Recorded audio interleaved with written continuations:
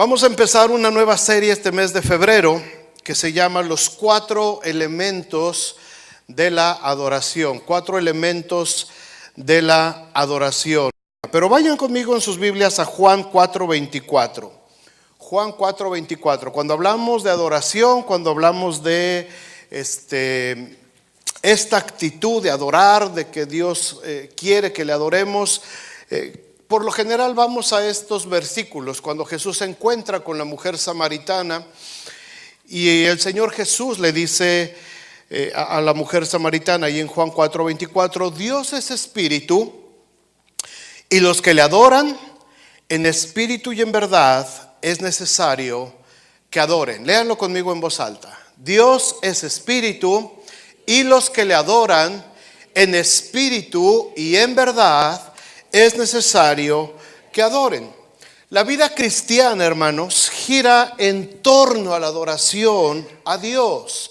Desde que Dios se constituyó un pueblo en el Antiguo Testamento hasta el Nuevo Pacto, es decir, hasta el tiempo de la iglesia con Jesucristo, la vida del pueblo de Dios, la vida de la iglesia ha girado siempre en torno a la adoración a Dios. Cuando hablamos de adoración, por lo general pensamos en el grupo de alabanza, pensamos en la música, pensamos en una canción. Sin embargo, el concepto de adoración que vemos en la Biblia es el de una entrega total. Todas las áreas de nuestra vida rendidas totalmente, entregadas completamente al Señor. Eso es adoración.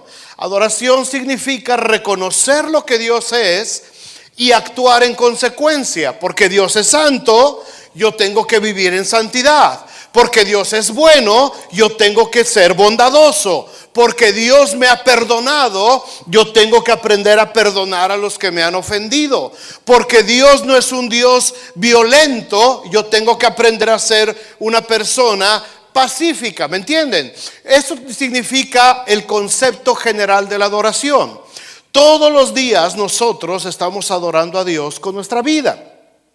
No necesariamente cantando, esa es una parte. Esa es la manera como lo expresamos. Pero todos mis actos, todo lo que yo hago todos los días, la forma en como yo me comporto todos los días, está reflejando mi adoración a Dios. Así es que cada día nosotros tenemos que preguntarnos cómo estoy adorando a Dios, cómo estoy reflejando esta adoración a Dios. La verdadera adoración se da en la vida del cristiano cuando empezamos a entregarle cada área de nuestra vida al Señor. Ahora, esto de entregarle al Señor es parte del lenguaje cristiano, ¿verdad? Cuando ya tienes algún tiempo dentro del evangelio, escuchas frecuentemente en las reuniones o que alguien te dice, es que tienes que entregárselo al Señor. ¿Les han dicho alguna vez así algo? ¿Verdad? Que dices, es que tengo miedo, es que entrégaselo al Señor, ¿verdad? Entrégale al Señor, dicen. Es que no puedo con este vicio porque este hábito, no sé. Y te dicen, entrégaselo al Señor. Es un consejo cristiano, ¿verdad? ¿Qué significa entrégaselo al Señor? ¿Qué significa entregárselo al Señor? A veces cuando está el predicador, el pastor está predicando y a veces dice, ¿quién quiere entregarle su vida a Cristo? ¿O quién quiere entregar esta área de su vida a Cristo? Y hace un llamado y algunos acuden al altar y el pastor o el predicador, quien sea que esté al frente, ¿verdad? Hace una oración y todo esto y lloramos y nos convulsionamos y todo lo que tú gustes y mandes, ¿verdad? ¿Ya le entregamos al Señor esa área de nuestra vida? No.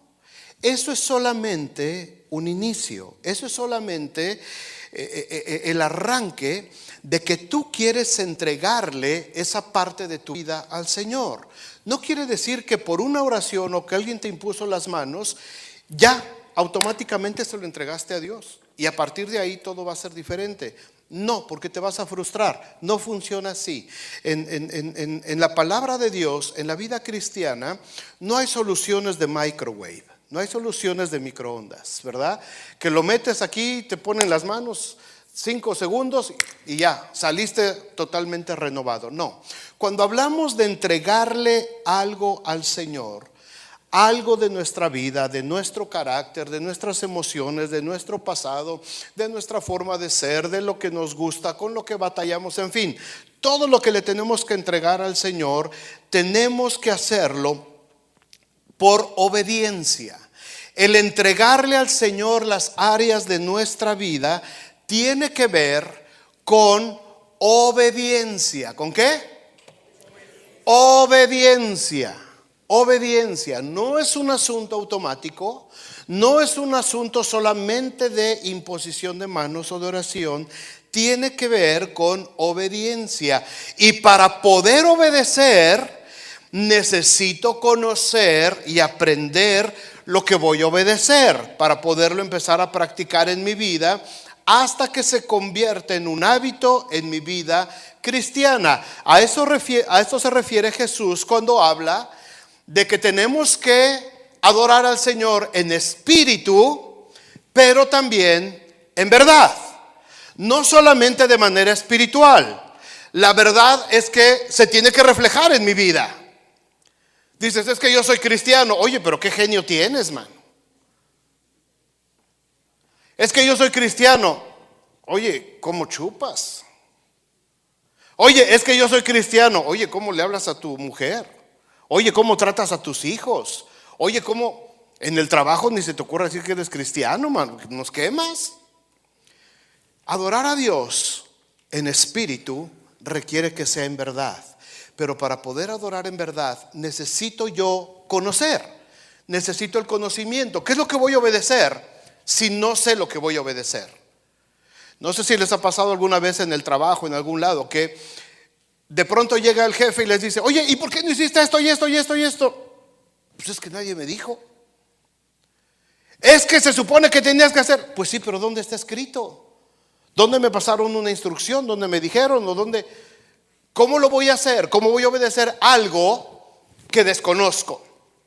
Así es que la palabra de Dios, hermanos, cuando nosotros hablamos de entregarle algo al Señor, significa que primero lo tenemos que conocer para poder obedecer y para poder entregarle al Señor lo que esté estorbando en nuestra vida o el área que le queramos entregar. Es muy bonita la experiencia espiritual, pero debemos de convertirla en una verdad en nuestra vida, diario, que cada persona pueda ver lo que estamos experimentando. Viene el tiempo de nuestros retiros, van a venir conferencistas, van a venir predicadores, predicadoras, nos van a ministrar bonito, vamos a quizás a llorar, vamos a derramar lágrimas, va a ser un tiempo muy bonito espiritual, ¿ok? Pero de nada va a servir si después de nuestros eventos no ponemos en práctica lo que aprendimos en esos eventos, en esos retiros. Por cierto, gracias a Dios, casi están llenos ya los 3 retiros, casi están completa la cantidad de personas. Gracias a Dios, ha habido buena respuesta. Pero me entienden el punto, hermanos. O sea, es muy bonito el asunto espiritual, es hermoso, es precioso, lo disfrutamos. Pero a partir de ahí tiene que venir un estilo de vida diferente. Tiene que haber obediencia. Hay 4 áreas principales en las que podemos englobar toda nuestra vida y en las que debemos de aprender a ser adoradores en espíritu y en verdad. Ahí están en sus boletines, los que alcanzaron boletín. O sea, debemos de aprender a obedecer a través del aprendizaje y del conocimiento de la palabra de Dios. Estas 4 áreas son las que vamos a ver durante este mes. Vamos a hablar de la mayordomía el día de hoy. La próxima semana vamos a hablar con Jacob Gutiérrez acerca de las emociones, cómo influyen nuestras emociones en nuestra adoración, a través de la música, a través del canto, a través del tiempo de alabanza que tenemos en nuestra iglesia. Eso nos va a compartir Jacob la próxima semana. Después vamos a hablar acerca de cómo entregar o cómo darle al Señor todos nuestros hábitos que no necesariamente son buenos hábitos, hábitos con los que hemos estado batallando por mucho tiempo. Y aquí vamos a hablar acerca de los sacrificios. Vamos a hablar acerca del versículo de Romanos 12 que dice: os ruego por las misericordias de Dios que presentéis vuestros cuerpos en sacrificio vivo, santo, agradable a Dios. ¿Qué significa eso? Lo vemos en 3 semanas. Y vamos a terminar hablando acerca del servicio a Dios. O sea, estas 4 áreas engloban lo que es la vida de adoración de un creyente. Amén. 4 áreas muy importantes que tenemos que conocer, tenemos que escuchar una enseñanza e ir viendo lo que la palabra de Dios dice para que entonces estemos en condición de obedecer. Y una vez que podamos obedecer, se pueda convertir en hábitos que puedan transformar nuestra vida como unos verdaderos cristianos. Así es que vamos a empezar hoy con el primer elemento de la adoración. No están en un orden de importancia, solamente todos son importantes. Hablar de mayordomía, hablar de nuestras finanzas, hablar de nuestros bienes, puede resultar para mucha gente algo incómodo cuando no se tiene el conocimiento de la palabra de Dios, lo que la Biblia establece respecto a este tema. Sin embargo, hermanos, el asunto de las finanzas, el asunto del dinero, el asunto de los bienes materiales está en la Biblia desde Génesis hasta Apocalipsis. Es un tema que está a lo largo y ancho de toda la Biblia. Es un tema muy recurrente, pero escuchen bien, no porque sea importante el dinero. La Biblia habla mucho de finanzas, pero no porque sea importante el dinero, sino las conductas y las actitudes que produce el dinero. ¿Ok? Por eso la Biblia habla tanto de este tema, porque es muy importante saber las conductas y las actitudes, porque ya sea que tengas mucho dinero o que no tengas nada de dinero, va a ser un tema que va a afectar nuestra vida si no tenemos el balance y la enseñanza correcta de la palabra de Dios. En la Biblia encontramos personajes que tuvieron muchísimo dinero. ¿A quién se acuerdan? Job. El Job estaba forrado, man. Abraham es el único en la Biblia que se usa la palabra que era riquísimo. Job era rico, pero Abraham era riquísimo. Y cada business que se aventaba el Abraham le salía, se le multiplicaba por 100. ¿Quién más hay rico en la Biblia? Salomón, ni aún los lirios del campo, ¿verdad? Se vistieron como con la gloria de Dios. Pero ese Salomón estaba forrado. David también, pues David le dejó, fue la herencia de David, ¿no? Del papá. ¿Quién más? Jacob, estaba pesudo, ¿no? ¿Quién más? Lot, el sobrino de Abraham, le cayó la bendición también, ¿no? Y en el Nuevo Testamento, ¿a quién tenemos de billete? Bueno, el rico gacho, ¿no? Que no le daba de comer a Lázaro. ¿Quién más había ricos? El joven rico que se fue muy triste porque el Señor le dijo: tienes que vender todo lo que tienes. Dijo: no, la torre, me quedo pobre. Y luego, y prefirió la riqueza a seguir a Jesús, ¿no? Nicodemo, al que Jesús le dice que tenía que nacer de nuevo, y todo el capítulo 3 de Juan.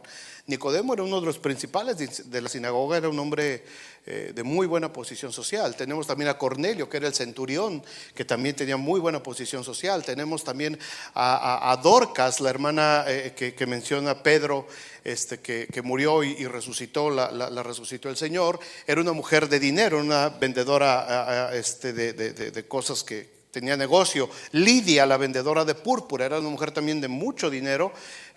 Hay más mujeres. ¿Quién? Saqueo era un hombre de dinero también, aunque estaba enanito, pero tenía su feria, valía su peso en oro.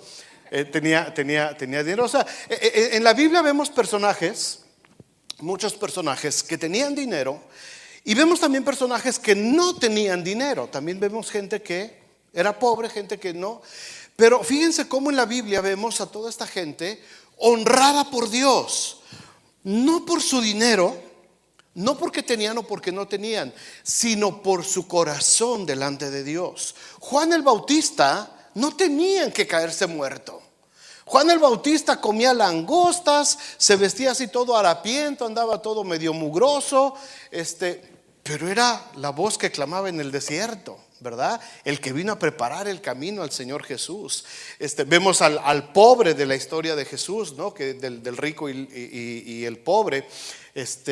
Lázaro, que estaba ahí a las puertas del rico. En fin, hay mucha gente en la Biblia, muchos personajes que fueron honrados, que fueron exaltados por Dios, y otros también que fueron reprobados por Dios por tener dinero y por no tener también. ¿Se acuerdan de aquel siervo que le debía a su señor un montón de lana? El cuate estaba quebrado y lo llama el señor a cuentas. Dice: a ver, cáele, papacito, con lo que me debes. Ay, no tengo, te ruego que me esperes tantito, yo te lo voy a conseguir. Y está bien. Estás pobre, no tienes dinero, te perdono la deuda, vete en paz. Y dice la Biblia que saliendo ese hombre se encontró otro que le debía nada más $2, mano. Y lo agarró del pescuezo para que le pagara sus $2. Y como no se los podía pagar, lo echó a la cárcel hasta que le pagara sus 2 mugrosos dólares. Y dice que cuando el otro hombre, el primero, escuchó esa historia de parte de sus siervos, le dijeron: oye, el cuate que le perdonaste $10,000, mano, metió a la cárcel a otro por $2. Ah, tráiganmelo. Y lo trajeron. Si yo te perdoné tanto dinero, ¿por qué tú no podías perdonar una deuda tan pequeña? Agárrenlo y échenlo al tambo también junto con el otro hasta que pague el último cuadrante, el último centavo. O sea, Dios honró gente pobre y Dios honró gente rica. Dios reprobó la conducta y las actitudes de gente rica, y Dios reprobó también las actitudes de gente sin dinero. Es decir, el tema de las finanzas en la Biblia, hermanos, no se refiere a la cantidad de dinero, se refiere a nuestro corazón. Amén. Ok, respiren, porque algunos de ustedes: ahorita nos va a sacar la feria. No, aguanta. El dinero representa para el ser humano bienestar en general. ¿Para qué queremos dinero?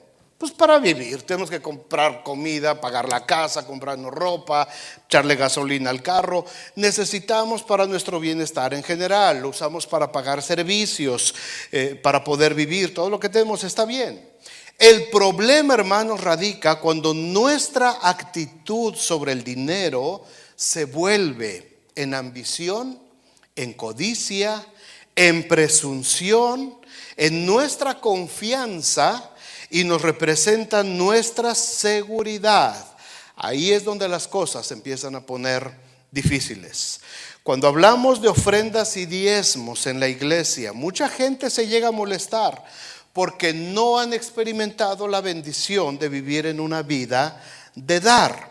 No tenemos el conocimiento de la palabra de Dios y causa incomodidad.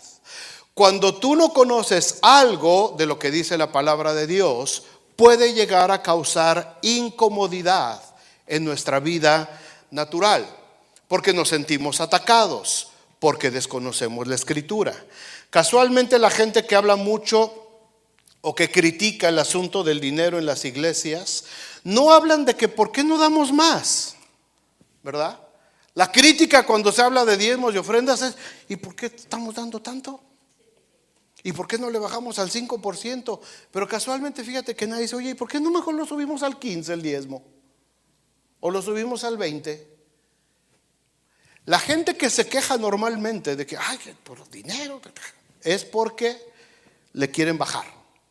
Casualmente no le quieren subir. Pero sí queremos que la bendición de Dios suba en nuestra vida. Queremos que Dios nos bendiga y que Dios nos prospere y que Dios nos ayude. Pero cuando se trata de dar, nos cuesta más trabajo. ¿Por qué? Porque no tenemos el conocimiento de lo que la palabra de Dios habla acerca de este tema. Gente que se enoja cuando se hacen promesas, gente que se enoja cuando se vende comida, si se levanta una ofrenda especial, hay gente que se molesta. Sin embargo, disfrutamos de estar en un buen edificio, con un buen clima, con unos buenos instrumentos musicales, con una buena música, con un buen servicio para nuestros niños ahí en sus salones, con un excelente servicio en el cunero para los bebecitos. Disfrutamos de todo. Los ángeles no vienen a traer dinero para pagar todo esto. Este edificio, hoy en la mañana que estaba con los americanos, les decía, ¿quién de aquí participó en la construcción de esto? Y varios viejitos, mano, porque este edificio se construyó hace 35 años. Y varios hermanos ancianos levantaron su manita de que ellos habían estado en este tiempo cuando se construyó este edificio. A ellos les tocó lo que nos está tocando ahora a nosotros. Muchos de ellos vieron esto como un terreno solamente, vacío, baldío. No había todavía toda esta infraestructura alrededor de la ciudad, ni siquiera estaba la calle pavimentada. Era un terreno que se encontraron en las afueras de la ciudad, en el condado de San Joseph. Y hubo por ahí un pastor que tuvo la visión de decir: compremos ese terreno para edificar un templo.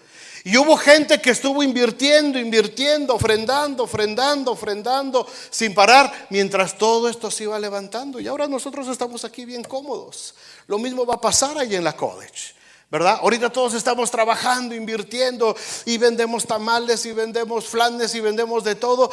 Y dentro de un tiempo, a lo mejor en 50 años, va a haber ahí una generación que va a decir: oye, ¿sobrevive aquí alguien de los que trabajaron por ahí? Y a lo mejor por ahí un viejito, ¿verdad? Va a salir uno de los muchachos que están ahorita aquí, jovencitos, un viejito. A mí me tocó sacar piedras de aquí, de donde estaba en los baños. Capaz y sí. Hermanos, es muy raro escuchar, y si los digo, tengo 27 años de pastor. Es muy raro escuchar gente que diga: oye, ¿por qué no damos más? ¿Por qué no desafías a la iglesia a dar más? Es muy raro escuchar. Esta semana escuché a uno, gracias a Dios, un hermano que me dijo: oye, ¿por qué no hacemos unas promesas de $1,000 por familia de aquí a un año? Dice, y así cada año, y en 3 años pagamos la deuda y nos quitamos de bronca. Le dije: te estás metiendo en terreno peligroso. Pero casi todos los que se quejan de dinero es para bajar. ¿Por qué? Porque no hay conocimiento, hermanos. Hay muchísimas enseñanzas en la Biblia acerca de la mayordomía, acerca de cómo manejar nuestras finanzas. En el curso de discipulado, los que ya lo tomaron, la lección 8, hablamos ahí ampliamente de lo que es la mayordomía y el señorío de Cristo en nuestro curso de discipulado.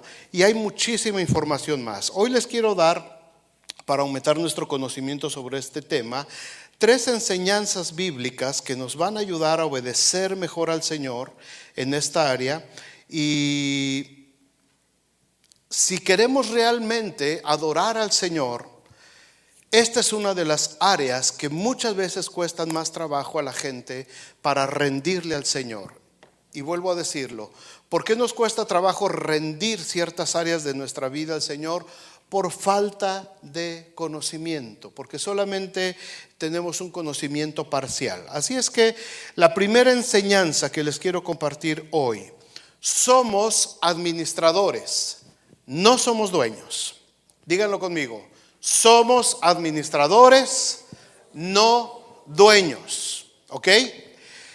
Esta mentalidad, hermanos, si tú puedes poner esto en tu mente y en tu corazón y empezar a vivir con esta mentalidad todos los días de tu vida, te vas a ahorrar un montón de sinsabores y te vas a ahorrar un montón de dolores de cabeza y te vas a quitar estrés, como 3 toneladas de encima, si aprendemos a que nosotros somos administradores de todo lo que Dios ha puesto en nuestras manos. No somos los dueños, no somos los dueños de nada. Les voy a decir por qué.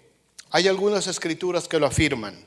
Vamos a Génesis capítulo 1, versículo 27 y 28. Ahí están las escrituras, pero vamos a leerlo. Génesis 1, 27 dice: y creó Dios al hombre a su imagen. A imagen de Dios los creó, varón y hembra los creó. Y los bendijo Dios y les dijo: fructificad y multiplicaos llenad la tierra y sojuzgadla y señoread en los peces del mar, en las aves de los cielos y en todas las bestias que se mueven sobre la tierra. Esto es el principio de la creación. Estamos en el primer capítulo de la Biblia. Dios está estableciendo un parámetro muy importante. Dios creó todas las cosas. Él es el creador. Él es el dueño absoluto. Él es el dueño total de todo lo creado. Puso al hombre, puso al ser humano para que administrara todos los recursos naturales que Dios había formado en la tierra. Dice que puso animales, puso bestias, puso plantas, hubo minerales, por supuesto que ya estaba ahí el petróleo, aunque todavía no lo descubrían. Ahí estaba el petróleo, había oro, había plata, había diamantes, había zafiros, todas las piedras preciosas que se puedan imaginar. Ahí estaban ya puestos a disposición de la raza humana. Sin embargo, Dios en ningún momento le entrega el título de propiedad de la creación al hombre. Lo puso para que señoreara, para que sojuzgara, para que gobernara con autoridad. Significa sojuzgar. Sojuzgar significa gobernar con autoridad. Dios le dio al hombre la autoridad de gobernar sobre toda esa hermosa creación que Dios acababa de crear. Imagínate qué hubiera pasado si Dios le transfiere el título de propiedad al hombre antes de caer. No sé si existiría todavía la tierra, pero como el hombre decidió desobedecer a Dios y el hombre entregó esa autoridad a Satanás y la tierra se corrompió y la tierra tuvo que ser maldita, y hasta el día de hoy estamos viviendo todavía los estragos de ese tremendo error y el pecado se enseñorea de toda la humanidad. Imagínate si el hombre le hubiera entregado todo el título de propiedad de la creación a Satanás, lo que hubiera pasado. Dios sigue siendo Dios y Dios sigue siendo el dueño de toda la creación. No le entregó en ningún momento el título de propiedad. ¿Por qué? Porque cuando el hombre pecó, lo que hizo Dios fue fuera. Cuando tú eres administrador en una empresa, en un negocio, en un trabajo y la riegas, ¿qué pasa? El dueño, gracias, nos vemos. La regaste, fallaste, defraudaste mi confianza. No puedes estar más al frente de esta empresa, tienes que salir. Pero el dueño sigue siendo el dueño de la empresa. ¿Se entiende, hermanos? Dios hizo toda la creación y puso al hombre para gobernar. Puso al hombre con autoridad de gobernar. Pero cuando el hombre decidió desobedecer a Dios, el dueño de la creación expulsó al administrador y lo convirtió solamente en un trabajador. Cuando eres dueño, no te pueden expulsar. Si tú eres el dueño de tu empresa, pues ¿quién te va a venir a correr? Tú solito te corres, ¿no? No se puede. Así es que Dios es el dueño. Lo primero que tengo que hacer, hermanos, para entender esta enseñanza bíblica que me va a llevar a la obediencia, es sacarme de la cabeza la palabra mío. Sáquenla. Ya, no existe. ¿De quién es la casa donde vives? Del casero. No, también el casero es de Dios. Del banco. No, el banco también le pertenece a Dios. ¿De quién es el carro que manejas? ¿De quién es el relojito que traes? ¿De quién es la ropita que traes? ¿Quién pompó? Es de Dios. Es de Dios. Dios es el creador, Dios es el dueño, nosotros somos administradores. Ahora, como administradores tenemos que ser fieles y saber lo que estamos haciendo. Ahorita vamos a hablar más de eso. Pero todas las cosas le pertenecen al Señor, todo. el carrito que manejamos, el dinerito que llegas a traer en la cartera o la tarjeta de banco, lo que traigas, le pertenece a Dios. ¿De quién son tus hijos? Entonces, ¿por qué no los dejamos ser? ¿Por qué a veces los padres se aferran a que el hijo, no, mi hijita, no te vayas con ese? Déjala, es de Dios. Y luego ya están casados los hijos, ya está la mamá metida todo el día con ellos. Déjalos, le pertenecen a Dios. Deja que hagan sus vidas, deja que ellos se desarrollen.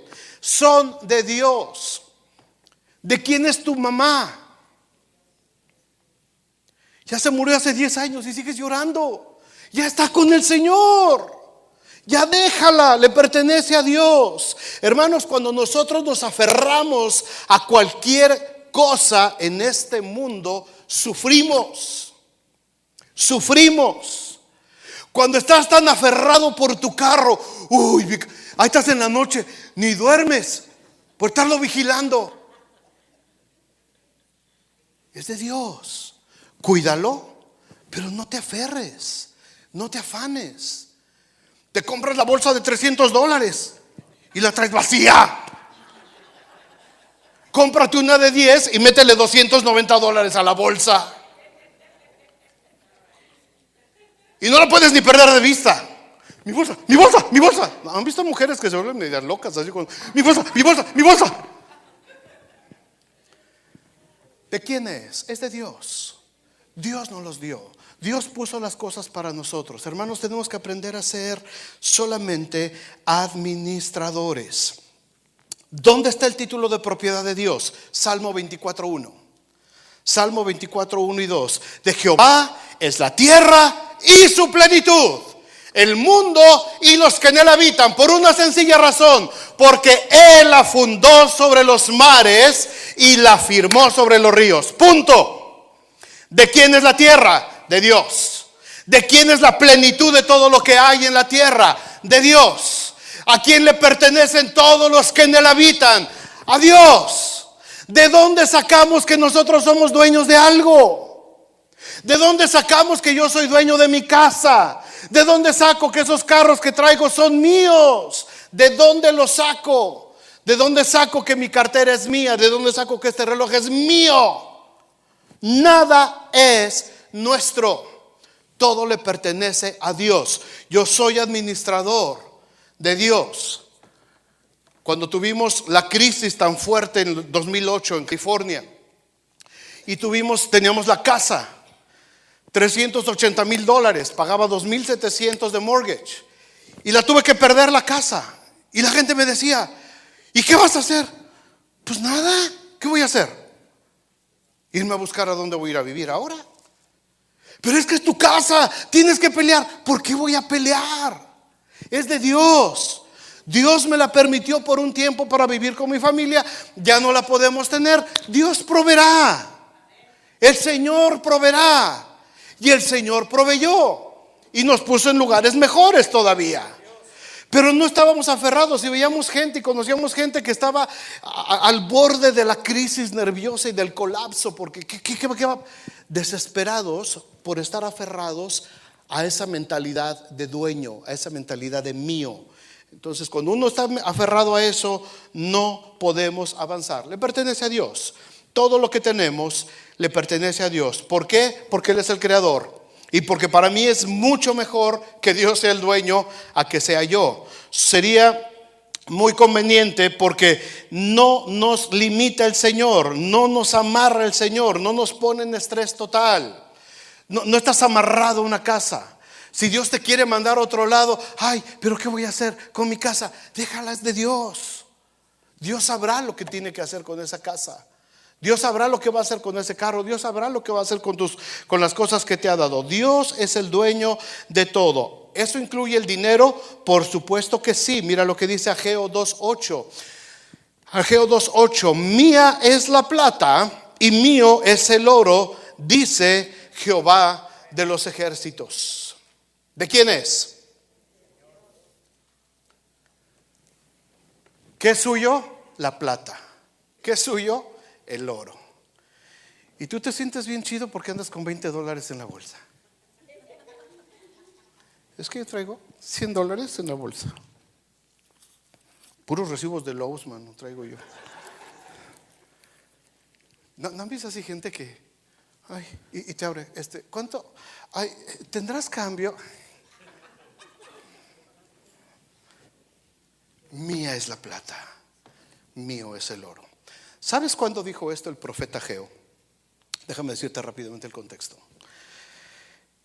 Había pasado ya la deportación de Judá a Babilonia. Habían estado 70 años cautivos en Babilonia. Mientras tanto, en Jerusalén, las hordas babilónicas destruyeron y saquearon el templo de Salomón. Aquel templo que había sido levantado tan lujoso, tan elegante, cubierto de oro, de maderas preciosas, de bronce, tremendo, destruido. Lo saquearon, estaba hecho pedazos, estaba en ruinas, y todo el oro, toda la plata, todo lo que había, se lo habían robado, todo, totalmente destruido el templo. Cuando Dios manda a este hombre llamado Zorobabel, Zorobabel viene con una gran cantidad de judíos de la deportación nuevamente a Judá y se encuentra con el templo hecho pedazos. Y Dios le dice a Zorobabel y al sacerdote Josué, hijo de Josadac, no Josué el de la tierra prometida, ese es Josué hijo de Nun, ya habían pasado muchos años, este es otro Josué, un sacerdote. Les dice a Zorobabel y a Josué: quiero que me levanten este templo. Ay, Señor, pero mira cómo nos los dejaron. Y entonces dice el Señor: mía es la plata y mío es el oro. Construyan. Y empezaron a levantar nuevamente el templo. Ellos obedecieron. Ahora la pregunta: ¿ustedes creen que a esas personas que obedecieron la orden de Dios les faltó algo? Porque Zorobabel y Josadac fueron con el pueblo y dijeron: hermanos, venimos de ser esclavos, servidores por 70 años, 2 generaciones. Venían pobrecillos, venían medios amolados. Y les dijeron: saquen lo que tengan, porque Dios nos mandó que construyéramos otra vez el templo. Y dice la escritura que la gente vino y derramó todo lo que tenían. Todos trajeron joyas preciosas, trajeron sus piedritas, por ahí habían guardado lo que las abuelitas les habían regalado, sus joyitas. Todo lo trajeron para levantar nuevamente la casa de Dios. ¿A ellos les habrá faltado algo, hermanos? ¿Dios los habrá abandonado y los habrá dejado sin nada que comer por lo que ellos ofrendaron? Por supuesto que no. Dios les bendijo. Esa gente pudo haber renegado, pero no lo hicieron. Ellos habían aprendido de sus padres una lección muy especial. Ellos aprendieron cuando leyeron en el libro de las Crónicas de Israel lo que hicieron sus padres para edificar ese primer templo 2 generaciones atrás. Primera de Crónicas 29:6. Dice: entonces los jefes de familia y los príncipes de las tribus de Israel. Estamos hablando del primer templo, el que después despedazaron los babilonios. Apenas lo van a construir. Jefes de millares y de centenas, con los administradores de la hacienda del rey, ofrecieron voluntariamente y dieron para el servicio de la casa de Dios 5,000 talentos y 10,000 dracmas de oro, 10,000 talentos de plata. Un talento son 40 kilos, para que más o menos te des una imagen. 18,000 talentos de bronce y 5,000 talentos de hierro. Es decir, los líderes son lo que dieron. Y todo el que tenía piedras preciosas las dio para el tesoro de la casa de Jehová en mano de Jehiel Gersonita. Y se alegró el pueblo. ¿Qué pasó con el pueblo? Se alegró. No dijeron: qué pedidera de dinero. Se alegró el pueblo por haber contribuido voluntariamente, porque de todo corazón ofrecieron a Jehová voluntariamente. Más adelantito, versículo 16: oh Jehová Dios nuestro, toda esta abundancia que hemos preparado para edificar casa a tu santo nombre, de tu mano es, ¿y qué? Todo es tuyo. Así es que el título de propiedad, hermanos, le pertenece a Dios. Todo lo que te rodea, todo lo que tienes, todo lo que está bajo tu administración le pertenece a Dios. Somos administradores solamente. Yo administro los bienes que Dios me da y tengo que ser muy sabio de cómo uso los recursos que Dios me da. Tengo que ser muy sabio cómo utilizo yo la casa que Dios me da. La tengo que cuidar, la tengo que mantener porque le pertenece a Dios. Así es que tengo que ser muy cuidadoso. Este pueblo en la segunda generación había aprendido esta enseñanza muy valiosa. Dios es el dueño de todo, nosotros somos los administradores. Hasta el día de hoy, a este pueblo judío, hermanos, no le falta nada, Este pueblo judío aprendió esa lección hace miles de años y al día de hoy no encuentras un judío en necesidad. El pueblo judío tiene, pero ellos saben estos principios. Segundo principio, segunda enseñanza: diezmos, ofrendas y primicias. Diezmos, ofrendas y primicias. Respecto al dinero y a los bienes, la Biblia habla de estas tres maneras de darle a Dios de lo que es suyo. Déjame decirte rápidamente de qué se trata cada una de estas. Todas las ofrendas que se encuentran en la Biblia, hermanos, están relacionadas siempre con un acto de profunda adoración a Dios. Nunca se traían ofrendas solamente por traer. Cuando está involucrada la ofrenda es porque había un tiempo de adoración a Dios. El primer ejemplo en la Biblia es Abraham. Dice Génesis 14:18, lo vimos eso un poquito la semana pasada. Entonces Melquisedec, rey de Salem y sacerdote del Dios Altísimo, sacó pan y vino y le bendijo, diciendo: bendito sea Abraham del Dios Altísimo, creador de los cielos y de la tierra, y bendito sea el Dios Altísimo que entregó tus enemigos en tu mano. Y le dio a Abraham, ¿qué? Todavía no existe la ley, Faltan 450 años para que nazca Moisés. Así es que cuando decimos, es que los diezmos son de la ley, esto fue 450 años antes de que existiera la ley. Pero date cuenta de esta atmósfera de adoración que hay. Viene Melquisedec, leímos la semana pasada en Hebreos, semejante al Hijo del Hombre, era Jesucristo, era una teofanía, era una encarnación del Hijo de Dios que se presenta delante de Abraham. Y Abraham, en un acto de adoración, viene y entrega los diezmos de todo lo que había sucedido. ¿Por qué lo hizo? ¿Qué fue lo que motivó a Abraham a desprenderse de esa parte, de esa décima parte de todo lo que tenía para entregárselo a Melquisedec? Déjame darte el contexto muy rápido. Abraham vivía ahí en la tierra de Canaán, donde se estaban expandiendo sus ganados, y su sobrino Lot se va para otro lado. Y resulta que vienen bandas armadas donde vive Lot. Lo toman a él, a su familia y a mucha gente del pueblo, los toman secuestrados y se los llevan. Y dice la Biblia que Abraham escuchó que su sobrino Lot había sido secuestrado. Se lo habían llevado. Ahora, Abraham, estamos hablando de un hombre ganadero. Su negocio era el ganado, su negocio eran las tierras, las vacas. No era el capitán de un ejército, no era el rey de una nación, ni siquiera tenía un hijo todavía. Lot era su sobrino y era lo más parecido a un hijo que tenía Abraham. No tenía un ejército, porque la gente que trabajaba con él eran pastores de ovejas, eran cuidadores de sus rebaños solamente. Y los que vinieron en contra de Lot y que se lo llevaron, resulta que se unieron 10 reyes con sus ejércitos. 10 reyes. El más gacho de todos ellos se llamaba Kedarlaomer, nomás para que te des cuenta, con el nombrecito tienes. Y con él 10 reyes con sus ejércitos son los que tenían prisionero a Lot. Abraham, dice la Biblia, que tomó a 318 hombres nacidos en su casa, sus servidores, sus pastores, sus cuidadores de sus rebaños, y los armó.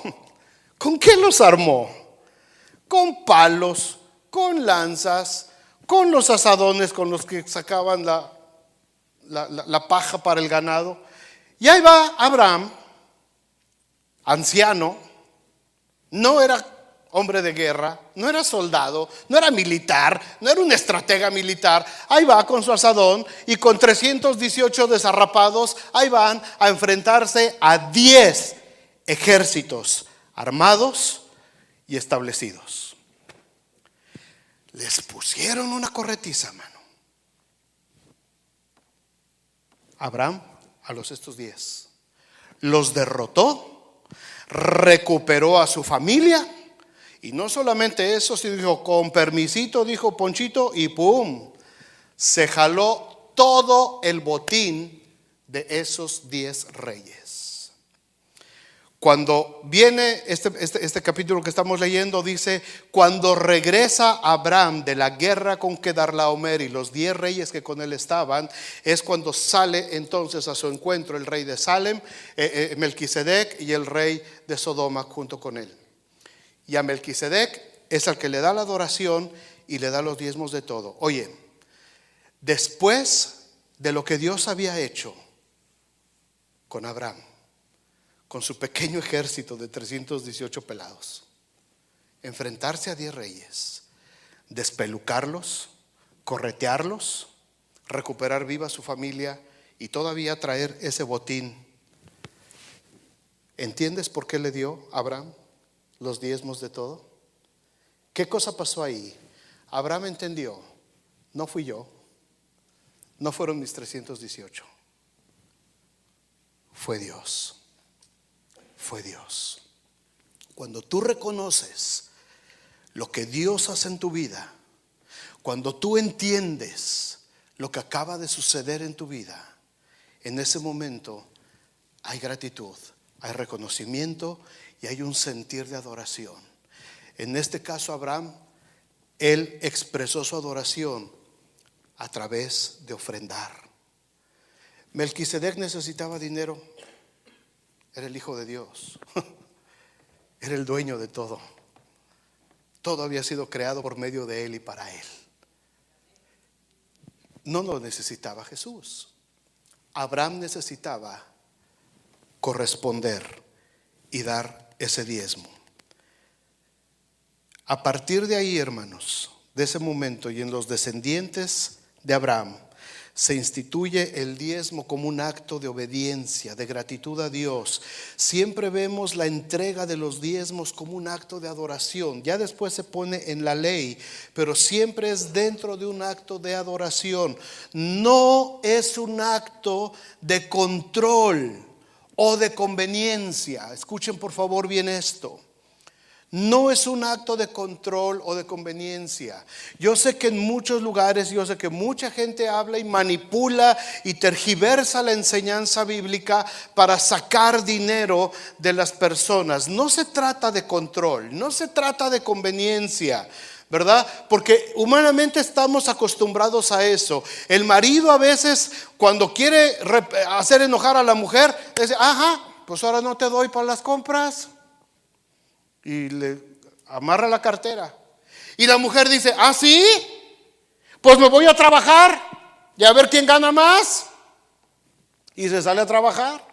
Y empieza una lucha de finanzas. ¿Quién tiene más? ¿Quién gana más? ¿El hombre o la mujer? Y el hombre defiende su dinerito y no te doy, tú tienes lo tuyo, tú cómpratelo, allá tú. Oye, no, pues ahora yo tengo, ay, dispárame, ¿no? Ah, no, pues ahora yo no te disparo, ahora a ver, hazle como tú quieras. Y ahí están. Y hay una lucha en el matrimonio espantosa por las finanzas. Y muchas veces esa actitud diabólica se quiere transferir a la vida de la iglesia. Y hay mucha gente, no aquí gracias a Dios, pero en otros lugares, en una galaxia muy muy lejana, hay gente que usa sus diezmos y sus ofrendas como un instrumento de control para la iglesia. Ah, no estoy de acuerdo cómo lo está haciendo el pastor. Retiro mis diezmos. Ah, no, es que no me gusta la decisión que tomaron la iglesia. Retiro mis ofrendas. Y muchas veces hay gente que usa como un medio de control o de conveniencia. ¿Me entienden, hermanos? Esa es una actitud totalmente diabólica, porque no tiene nada que ver con eso. Tus diezmos, tus ofrendas, lo que tú das a Dios, no tiene que ver si te cae bien o te cae mal el pastor. No tiene que ver si te cae o no te cae la iglesia. No tiene que ver si te gusta o no te gusta lo que se hace en la iglesia. Tiene que ver contigo. Tiene que ver con tu gratitud a Dios. Tiene que ver con tu corazón de adorador a Dios. Los diezmos y las ofrendas no son un instrumento de control. No es así. No tienen nada que ver el desempeño de la iglesia, el desempeño del pastor o de los líderes, sino con mi convicción de adoración a Dios. ¿Cuántos dicen amén? Amén. Ok, todos los que digan amén tienen que diezmar. ¿Cuántos dicen amén? Amén. Ay, qué valientes. Por cierto, yo no sé quién diezma de esta iglesia, entre paréntesis. Yo no tengo idea, no sé, jamás he sabido y jamás quiero saber. Yo sé que muchos pastores sí llevan un récord de quiénes son sus diezmadores. Yo no, jamás he visto quién diezma y quién no diezma en esta iglesia. Ni lo he visto en 25 años que tengo de ser pastor. Nunca yo reviso quién da y quién no da, jamás. Porque es una tentación muy grande para un pastor como hombre que eso sea un instrumento de control. Me voy a llevar más, pues mejor me junto más con estos diezman más, me conviene. Y hay muchos que así operan, hay muchos que así operan. Yo no. Esto se los digo nomás por salud. Ricardo ahora ha tomado la tesorería, los 5 años que la tuvo Toniel. Yo no sé. Yo confío que todos mis líderes diezman.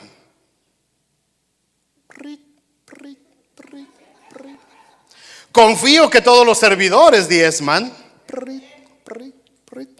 Y confío que la iglesia está aprendiendo a diezmar. Aparte de los diezmos, Dios 2:51.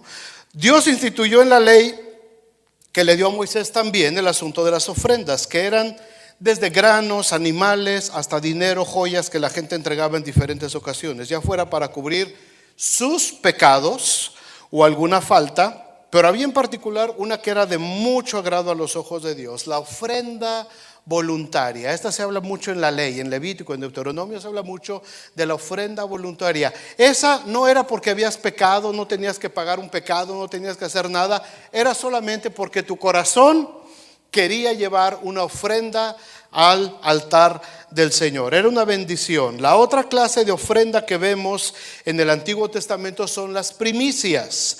Era un acto de adoración muy especial como reconocimiento de la provisión de Dios. Era una ceremonia muy bonita. Déjenme leérselas rapidito. Deuteronomio capítulo 26.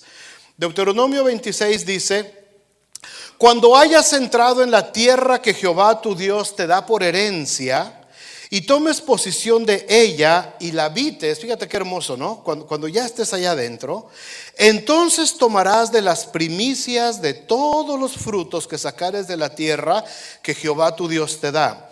Las pondrás en una canasta e irás al lugar que Jehová tu Dios escogiere para hacer habitar ahí su nombre, es decir, al templo, al lugar de reunión. 3. Y te presentarás al sacerdote que hubiere en aquellos días y le dirás, fíjate qué hermosas palabras, subráyalas en tu Biblia. Declaro hoy a Jehová tu Dios que he entrado en la tierra que juró Jehová a nuestros padres que nos daría.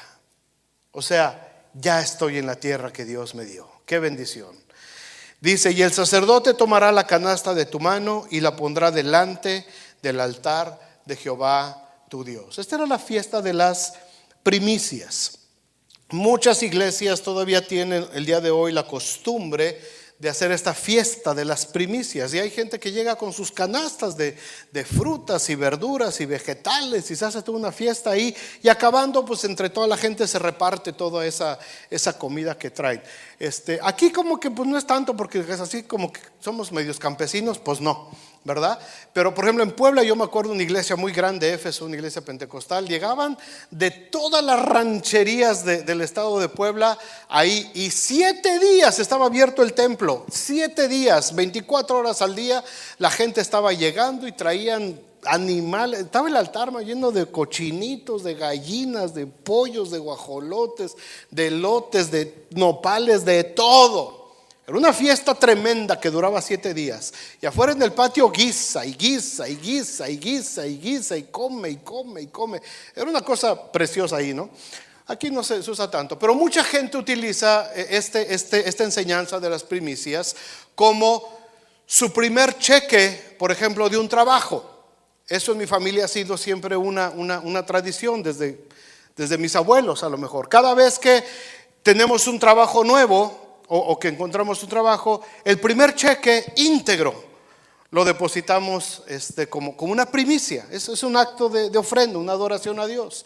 Y es muy bonito, ¿no? Porque ahora que mi hija Keila, que está ahí en Nashville y que tuvo su trabajo y tuvo su primer cheque, y que me dijo: papá, voy a dar mi primicia allá en la iglesia de Athens, voy a dar mi primer cheque. Y yo sentí muy bonito, que qué bendición que ella haya aprendido ese deseo. Alguien de aquí me dijo, no sé quién, me dijo: ¿por qué no hacemos el primer domingo o la primera semana de enero un servicio de primicias y que traigan cada quien, el que quiera traer, ¿verdad? Por supuesto, su primer cheque de la semana, a lo mejor, o el primer día de, no sé, cualquier cosa así.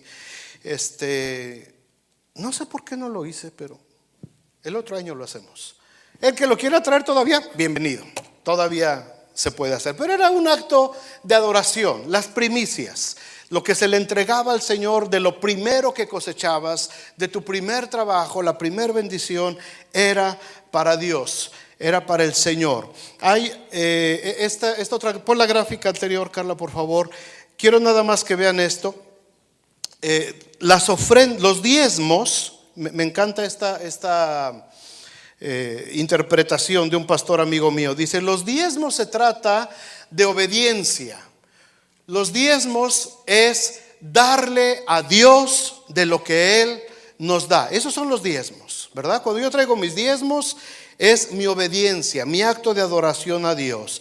Las ofrendas demuestran tu generosidad y es semilla de multiplicación. Me encanta esto. Cada vez que alguien de aquí trae su cajita de despensa, esa es una ofrenda. Esa es semilla de multiplicación. Cuando tú traes tu cajita de despensa como ofrenda al Señor, porque no es que solamente eso es ofrenda, hermanos. Estamos ofrendando al Señor en ese momento y a través de un ministerio de la iglesia se reparte a la gente en necesidad. Pero eso es una ofrenda voluntaria que estamos dando y eso es semilla de multiplicación. Los que han dado esa caja de despensa, les pregunto, ¿les ha faltado comida en su mesa? Y como dijo don Teofilito, ni les faltará, porque es semilla de multiplicación. Es ofrenda, es ofrenda. Cuando levantamos una ofrenda especial para apoyar alguna causa, alguna familia, alguna persona de nuestra iglesia, eso es semilla de multiplicación. Y las primicias son el pacto de paz y de confianza en Dios. Me encanta a mí esa definición. La primicia que yo le entrego al Señor, estoy diciendo: Señor, estoy en paz contigo y mi confianza no está puesta en este cheque. Mi confianza está puesta en ti. Y eso es hermoso cuando puedo yo vivir de esa manera. Por último, vamos a terminar rapidito. La tercera enseñanza, la actitud religiosa y la actitud espiritual. Efectivamente, en la ley se estableció todo el ritual para las ofrendas, ¿verdad? Porque ahorita alguno ya pensó por ahí: sí, pero eso está en la ley, eso no está bajo la gracia. Ok. La razón de dar estas ofrendas, que era algo para poder alcanzar el perdón de sus pecados.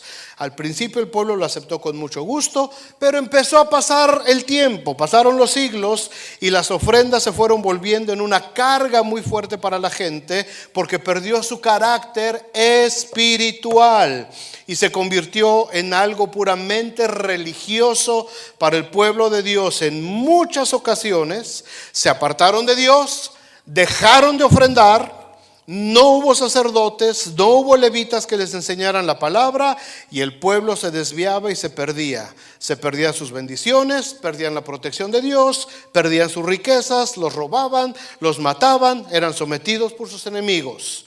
¿Por qué dejaron de dar el dinero a Dios? No se trata del dinero a Dios, por supuesto que no. No era por el dinero, era por haber entendido mal el acto de adoración a Dios a través de los bienes que el mismo Dios les había dado. Se enorgullecieron, pensaron que lo que tenían era porque eran muy buenos, porque se lo merecían, y se olvidaron de Dios.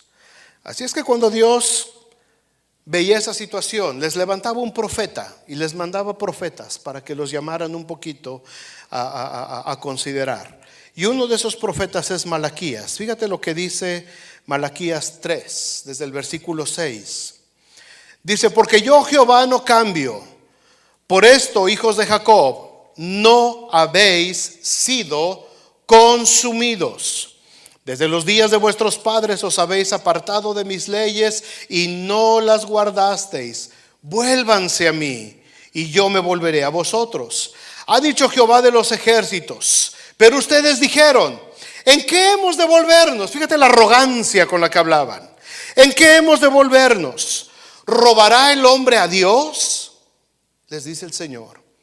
Pues ustedes me han robado. Y dijeron: ¿en qué te hemos robado? En vuestros diezmos y ofrendas. Malditos sois con maldición, porque vosotros, la nación toda, me habéis robado. ¿Dios necesitaba el dinero? No, por supuesto. Pero al haberse olvidado de este acto de adoración, se olvidaron de Dios. Lo que Dios estaba reclamándoles era su corazón, que se había apartado de ellos y se había vuelto arrogante. Y cuando dejaron de traer las ofrendas y los diezmos, el pueblo se desbalagó. Versículo 10: traed unos cuantos diezmos, dice ahí. Todos los diezmos al alfolí, y hay alimento en mi casa. Y esta es la única ocasión en la Biblia, la única parte de la Biblia, cuando Dios desafía al pueblo a que lo pruebe. Traigan los diezmos, que hay alimento en mi casa, y pruébenme en esto, dice el Señor. Pruébenme, probadme ahora en esto, dice Jehová de los ejércitos. Si no, os abriré las ventanas de los cielos y derramaré sobre vosotros bendición hasta que sobreabunde. Pero no solo eso, reprenderé también por vosotros al devorador, y no os destruirá el fruto de la tierra, ni vuestra vida en el campo será estéril, dice Jehová de los ejércitos. Y todas las naciones os dirán bienaventurados, porque seréis tierra deseable, dice Jehová de los ejércitos. ¿Por qué le robaron a Dios? ¿Por qué el Señor se siente agraviado de que le robaron? Porque de Jehová es la tierra y su plenitud, el mundo y los que en él habitan. Y nosotros solamente somos administradores de la gracia de Dios. No somos los dueños. Por eso le robaron a Dios. Sin embargo, Dios les lanza este desafío: traigan los diezmos. Y entonces viene el tiempo de la verdadera gracia. Viene después el tiempo de Jesucristo, viene el tiempo de la iglesia. Y lo que se había vuelto una obligación, hermanos, para el pueblo de Israel, Jesús lo transforma en una bendición. Y ahora vemos a una iglesia, ahora en el nuevo pacto, una iglesia que está ardiente, completamente diferente. Ellos quieren servir, ellos quieren que la obra de Dios siga adelante. Ahora bajo la gracia ya no ven el tema de dar como una obligación. Ahora es una actitud de su corazón de que la obra tiene que seguir. Jesucristo hizo mucho por ellos. Vieron a Jesús morir en una cruz. Vieron a Jesús acercarles al Padre. Vieron a Jesús trayéndoles una nueva esperanza, un nuevo camino de vida. Ahora la iglesia dice: vamos a ofrendar. Ahora la iglesia dice, vamos a cooperar. Ahora la iglesia dice, ¿qué podemos hacer? ¿Cómo podemos ayudar para que este evangelio se reparta a todo el mundo? Hechos 4:32. Y la multitud de los que habían creído era de un corazón y un alma, y ninguno decía ser suyo propio nada de lo que poseía. Ellos entendieron el concepto de Jehová es la tierra y su plenitud. Ninguno de los primeros cristianos decía, es que es mi casa, es que es mi terreno, es que son mis dracmas, es que es mi... Ellos no decían eso. Ninguno decía ser propio nada de lo que poseía, sino que tenían todas las cosas en común. Y con gran poder los apóstoles daban testimonio de la resurrección del Señor Jesús, y abundante gracia era sobre todo ellos. Así que no había entre ellos ningún necesitado, porque todos los que poseían heredades o casas las vendían y traían el precio de lo vendido y lo ponían a los pies de los apóstoles, y se repartía cada uno según su necesidad. ¿Daban el diezmo los cristianos? No, daban el 100%.